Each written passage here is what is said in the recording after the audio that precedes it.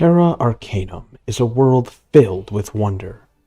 From the four planes to the mysterious abyss, nearly everything has a story to tell.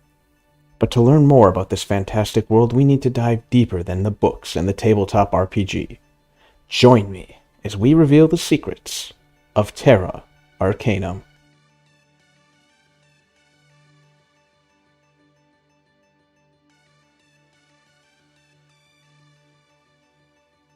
After the war and the Third Calamity, dragons and titans fell out with each other. Rarely would these two species interact, often ignoring one another in a live and let live manner. The handful of remaining titans rebuilt again and began to slowly seclude themselves within their cities, while the dragons continued to spread across the world.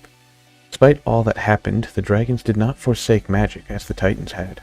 They chose to continue its practices, though with far greater care and understanding. As the continents reached their modern-day locations, new species with a higher degree of intelligence were found.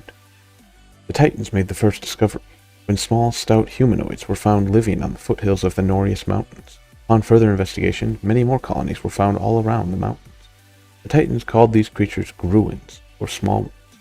And after they formed their own language, believing themselves to be descendants of the Titans, the Gruins adopted the name Dwarf, a combination of Gruin and the Titan word for child, Darf. Titans, however, took no real interest in the dwarves outside of scientific study, sticking true to their new isolationist ideals. Shortly following the discovery of the dwarves, the dragons encountered what would one day become known as elves.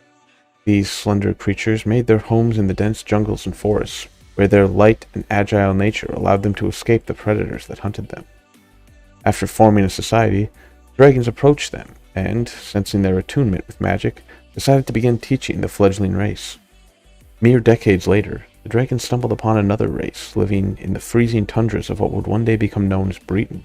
These creatures were incredibly large and muscular, covered in far more hair than the other races.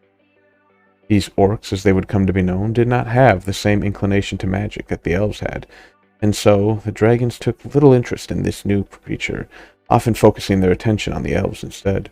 Around the same time as the discovery of the orcs, the first humans were found surviving in the harsh and arid savannas of the continent Faldive.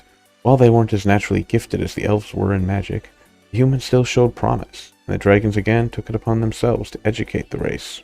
Although tragedy would soon follow, the four different races began to spread out all over the world, coming in contact with not only other civilizations of their own, but with each other. While initial encounters were often friendly, soon tensions rose. The different races would want for things belonging to the other, and soon armies were formed, borders drawn, and wars waged. While these new races were not powerful enough to use true magic, and only small handfuls of them could even use magic at all, they were still formidable fighters. The Titans watched these races form countries and grow stronger in response to their neighbors, and retreated more from the world, staying far away from any of the fledgling races, while the dragons realized all too late the consequences they had wrought by interfering with these developing races. It was decided that they too would no longer aid in the growth of these new races, and instead observe, only taking action to prevent the total extinction of any species. Eventually, the Jangu were discovered. They stumbled upon the shores, revealing a whole world living beneath the waves. These reptilian-like creatures were often scorned by the mammalian races due to their uncanny appearance, and as a result, their own resentment of the land dwellers began to grow as well. In addition to the 5 civil races, as they would come to be called, many other humanoid races were soon discovered. These species, while showing signs of a high degree of intelligence, had never been able to form truly organized societies.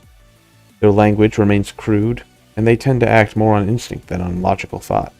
These races, including kobolds, minotaurs, troglodytes, and more, would become known as the Uncivil, and the hatred between these two groups would only grow over the years.